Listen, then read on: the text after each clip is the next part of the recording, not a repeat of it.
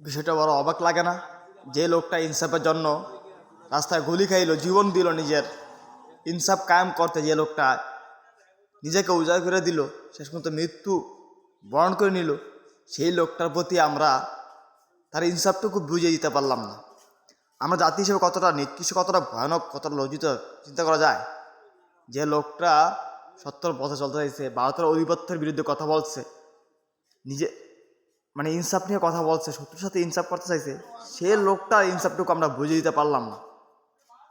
আমরা জাতি হিসেবে কতটা নিকৃষ্ট, কতটা বর্বরতা। এই দেশকে ভালোবাসার কারণ একটাই, প্রাকৃতিক সৌন্দর্য আছে। নয় হয় এই দেশকে ঘৃণা করার এবং হাজারটা কারণ আছে আপনার কাছে। আপনি একটু রিয়েলাইজ করুন, যে লোকটা ইনসাফের জন্য এত কিছু করলো, সেই লোকটার ইনসাফটুকু আমরা নিজেরা বুঝে দিতে পারলাম না, এই জাতি বুঝে দিতে পারলাম না। এই জাতি যারা উচ্চ প্রভাবশালী আছে,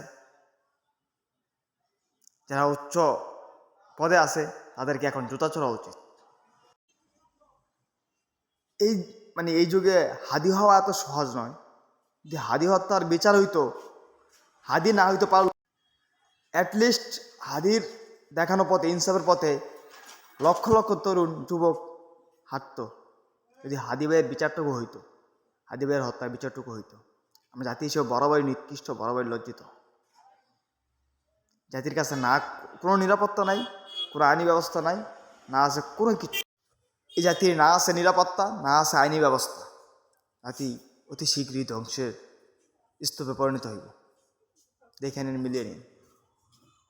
হাদি ভাইয়ের বিচার চাই, হাদি হত্যার বিচার চাই। খুব শীঘ্রই খুনিকে ধরে কঠিন ভয়াবহ পরিস্থিতি কামনা করবে, এই কামনা করি। হাদি হত্যার ভাই বিচার চাই।